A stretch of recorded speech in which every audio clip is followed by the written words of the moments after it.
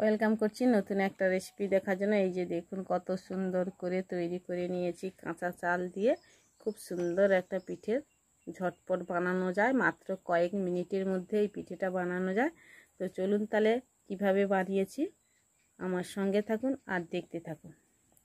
আর আমার চ্যানেলে যদি নতুন হয়ে থাকো অবশ্যই আমার চ্যানেলটিকে সাবস্ক্রাইব করে সঙ্গে থাকবেন। এইভাবে নতুন নতুন রেসিপি পেতে চ্যানেলটিকে সাবস্ক্রাইব করে সঙ্গে থাকবেন। কথা না বাড়িয়ে চলুন তাহলে আজকের রেসিপিটা শুরু করা যাক। নমস্কার বন্ধুরা, কেমন আছো সবাই? আশা করি তোমরা সকলে ভালো আছো, আমিও ভালো আছি। তো প্রত্যেক দিনের মতন আজকেরও আবার একটা নতুন রেসিপি নিয়ে চলে এসেছি। তা আজকে কাঁচা চাল দিয়ে খুব সুন্দর একটা পিঠে বানাবো। তা ভিডিওটা প্রথম থেকে শেষ পর্যন্ত দেখবেন, আশা করি তোমাদের ভালো লাগবে।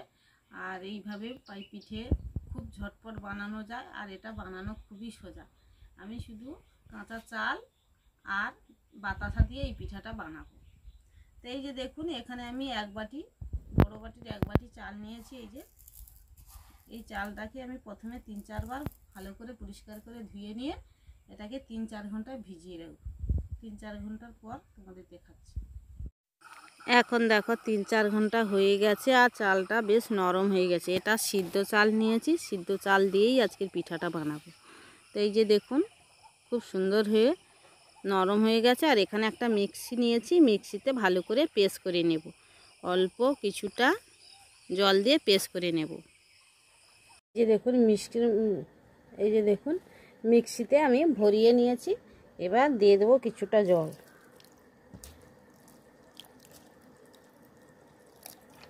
এই যে দেখুন কিছুটা জল দিয়ে দিয়েছি। এবার এটাকে পেস্ট করে নেব। চালটাকে ভালো করে এই যে পেস্ট তৈরি করে নিয়েছি। আর এখানে দেখুন আমি নিয়েছি বাতাসা। এই বাতাসা দিয়েই আজকের আমি পিঠেটা বানাবো। তো এখানে আমি পরিমাণ মতন বাতাসা দিয়ে দিচ্ছি, দিয়ে বাতাসাটা দিয়েও একসঙ্গে পেস্ট করে নেব। তো মিষ্টিটা তোমরা কম বেশি করে নিতে পারো।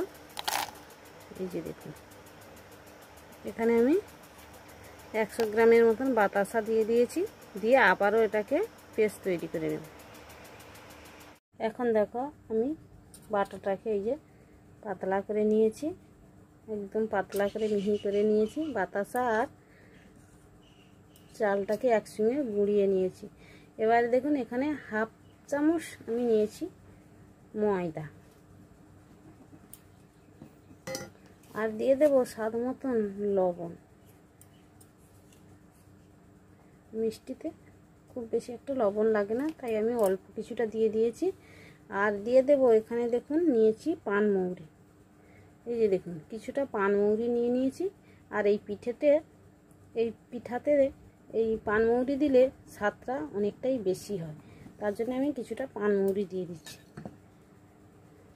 পানমৌরি আর ময়দা লবণটাকে ভালো করে আমি আরও একটু সময় মাখিয়ে নেব। এখন দেখো সব কিছু দিয়ে ভালো করে এইভাবে সুন্দর করে মাখিয়ে নিয়েছি 3-4 মিনিট। এই যে দেখুন ব্যাটারটা ঠিক এইভাবে পাতলা করে নিতে হবে, তবেই পিঠাটা ঠিকঠাক হবে। এই যে দেখুন তৈরি করে নিয়েছি।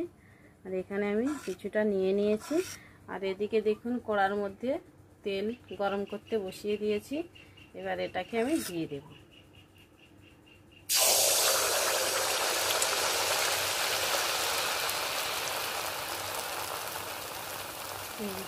এই যে দেখুন কত সুন্দর হয়ে ভাজা হয়ে যাচ্ছে। তো এটাকে আমি তুলে নিচ্ছি। এটাকে উল্টে পাল্টে এই যে সুন্দর করে ভেজে নিয়েছি।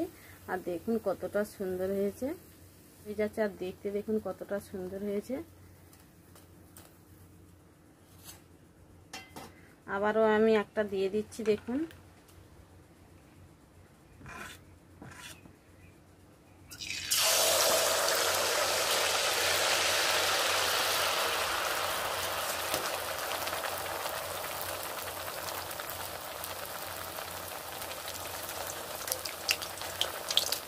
এই যে দেখুন ফুলে যাচ্ছে সুন্দর হয়ে। এক পাশটা হয়ে গেলে এটাকে আমি উল্টে নেব।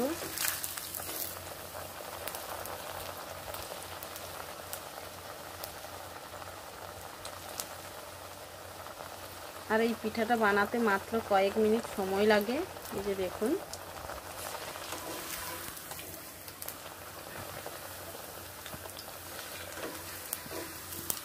এটাও ভাজা হয়ে গেছে, এটাকেও আমি তুলে নিচ্ছি। এই যে দেখুন, এটাও হয়ে গেছে, এটাকেও তুলে নিচ্ছি। তো একইভাবে আমি সবগুলো তৈরি করে নেব। পরপর আমি 3টে তৈরি করে নিয়েছি। দেখুন, একইভাবে সবগুলো তৈরি করে। এখন দেখো, আমি পরপর করে সবগুলো ভেজে নিয়েছি। আর দেখুন, আমি সবগুলো তুলে নিয়েছি। আর দেখতে দেখুন কতটা সুন্দর হয়েছে। এই যে দেখুন, তো এখন দেখো পিঠেগুলো এই যে ভেজে নিয়ে চলে এসেছি। আর দেখতে দেখুন কতটা সুন্দর হয়েছে, আর কত তাড়াতাড়ি বানিয়ে ফেললাম। আর এটা বানানো একদম সোজা, আর খুব তাড়াতাড়ি বানানো যায়। অন্যান্য পিঠা থেকে এটা খুব তাড়াতাড়ি বানানো যায়। তোমাদের একটা কেটে দেখাচ্ছি, দেখুন কতটা সুন্দর হয়েছে। দেখুন কতটা সুন্দর হয়েছে দেখুন। তো অবশ্যই এইভাবে বানাবেন বাড়িতে। আর আমার রেসিপিটা যদি তোমাদের ভালো লেগে থাকে, অবশ্যই চ্যানেলটিকে সাবস্ক্রাইব করে সঙ্গে থাকবে। নতুন নতুন রেসিপি পেতে চ্যানেলটিকে সাবস্ক্রাইব করে সঙ্গে থাকবে। ভিডিওটা প্রথম থেকে শেষ পর্যন্ত দেখার জন্য অনেক অনেক ধন্যবাদ। দেখা হবে অন্য একটি রেসিপির সাথে।